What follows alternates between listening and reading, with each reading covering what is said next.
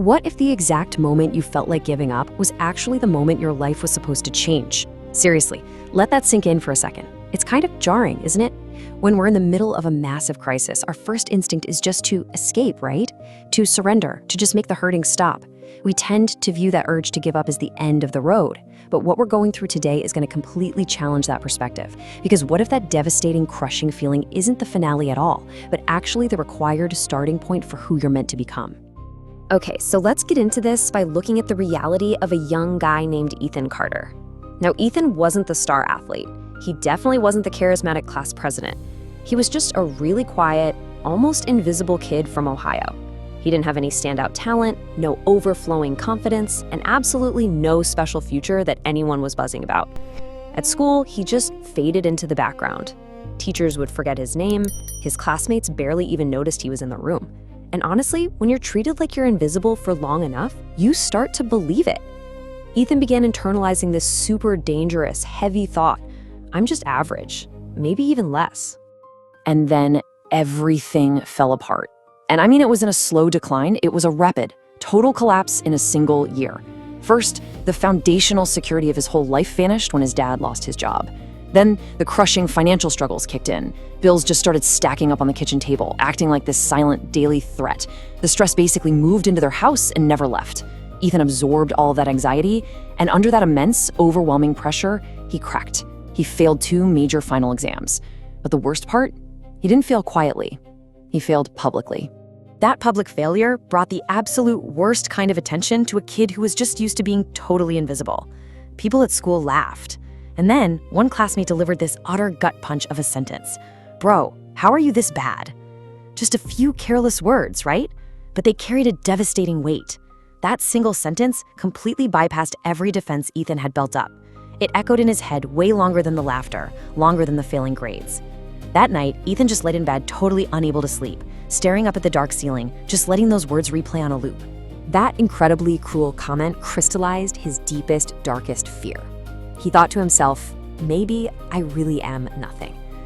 And this is where the dark phase truly locked in. Weeks turned into agonizing months. Ethan just stopped. He stopped trying in school. He stopped studying. He completely stopped believing that things could ever get better. Because here is the really insidious thing about pain. If you don't use it, I promise you, it's going to start using you. His remaining confidence just vanished. His energy flatlined. Even the whole concept of hope started to feel like this fake, hollow promise. He basically surrendered, completely exhausted, and began letting that failure become his core identity. But then, we get to this quiet, totally unassuming evening that literally changed the entire trajectory of his life. Ethan came home from school a bit early one day. The house was dead silent. He walked out toward the garage, and there he saw his dad. His father was just sitting there, completely still, wearing his old work clothes, even though he didn't even have a job to go to anymore. He looked exhausted. He had these deeply tired eyes and a totally broken spirit. The weight of the world was so clearly resting on this man's shoulders. But he was still standing up. He was still showing up. His dad looked right at him and delivered just one line. And this is the absolute hinge of Ethan's entire life. Life doesn't care what you feel. It cares what you do next. Man, that hit Ethan harder than the mocking, harder than the failing grades. It cut straight through all the self-pity and the darkness in an instant. Think about the stark reality of that moment for a second. Ethan looked at his dad and saw the absolute truth. His father was in immense, undeniable pain. But look at his actions. He was still moving. He was still fighting. He was still alive inside that struggle. He hadn't surrendered his dignity or his effort. And suddenly, Ethan was forced to take a really hard look at himself. His dad was carrying the weight of an entire family and still fighting tooth and nail. So why was Ethan giving up just because a few kids laughed at him? So what happens next? This is the crucial part. That night, a permanent shift occurred inside Ethan. Now, to be clear, he didn't magically wake up the next morning brimming with confidence, right? He didn't suddenly become emotionally bulletproof. But he made one absolute, non-negotiable decision. He told himself, I will not waste my pain anymore. He realized the pain wasn't going anywhere anytime soon, so he made a vow. If pain is going to stay, then I will use it. So, how exactly do you use pain? Well, for Ethan, it wasn't through some grand cinematic training montage. It was through a really quiet, gritty routine. Step 1. He forced himself to study, especially on the days he felt completely unmotivated. Step 2. He just kept going, even when he saw zero immediate improvement. And Step 3. He still failed. But actually, scratch that. It wasn't a failure this time, because this time, it educated him. Every single insult from his past literally became raw fuel. Every failed quiz became vital data. Every miserable day became resistance training for his mind. And over time, you see this incredibly profound internal shift happening. It wasn't an overnight miracle, but there were these small, undeniable improvements. His focus got sharper. His grades began the slow, steady climb.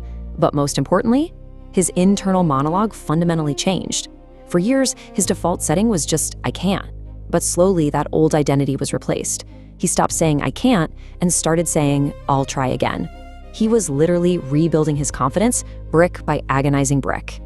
And the results of that quiet resilience, honestly, they're staggering. Think about it. Year 1, he is at rock bottom, suffering through a humiliating public failure. Year 2, he's basically in the shadows, doing the unglamorous, tough work of gradual rebuilding. And by year 3, the end of high school, Ethan earned a college scholarship. No way, right? The very same classmates who once mercilessly mocked him were left entirely speechless. They just couldn't comprehend how the invisible kid had pulled this off. But Ethan knew the absolute truth. And this is the core takeaway I really want you to get from this explainer today. When people later asked him how on earth he turned his life around, he didn't credit some hidden, secret genius. It wasn't talent. It definitely wasn't luck. It was pain, just used correctly. He simply stopped running from the thing that was hurting him, and he started using it as the raw energy to drive himself forward. So, as we wrap up, I want to leave you with this final thought. Right now, in your own life, if things feel incredibly heavy, if you feel like the walls are just closing in and you desperately want to give up, remember Ethan's story. Your pain is not the end of your story. It is raw, unrefined energy. Stop asking the universe, why is this happening to you? And start asking yourself the only question that actually matters. Will I let this destroy me, or will I use it to build me? Because the choice ultimately is entirely yours.